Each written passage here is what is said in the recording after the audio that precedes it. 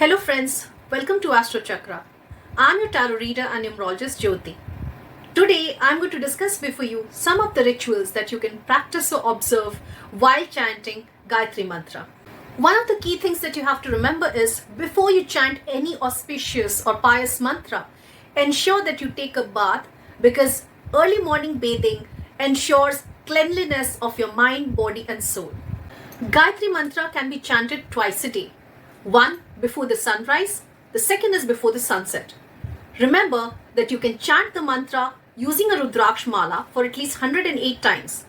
If in case you do not have a Rudraksh Mala, alternately you can chant the mantra mentally for around 108 times. Ensure that while chanting the Gayatri Mantra, you are also putting your intentions about the issue that you would like to definitely get rid of or address, so that you are, when you're inserting or manifesting that thought, that you would like to probably realize certain dreams or overcome certain obstacles, chanting of this Gayatri Mantra facilitates or eases off the process and helps you out realize your dreams or deal with all the problems in your life.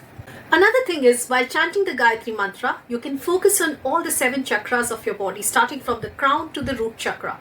Now, while chanting this mantra, ensure that you are concentrating on all the chakras and also putting your intention that your chakras get unblocked, also get cleansed and get activated and healed.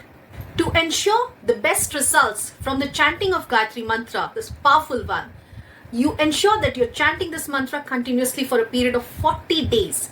Now, what you need to do is take a sankalp that without any obstruction or without any kind of stoppage in between, you will continuously recite this mantra for a period of 40 days. If in case any obstruction happens in the process, you will have to restart chanting all over again for a period of 40 days.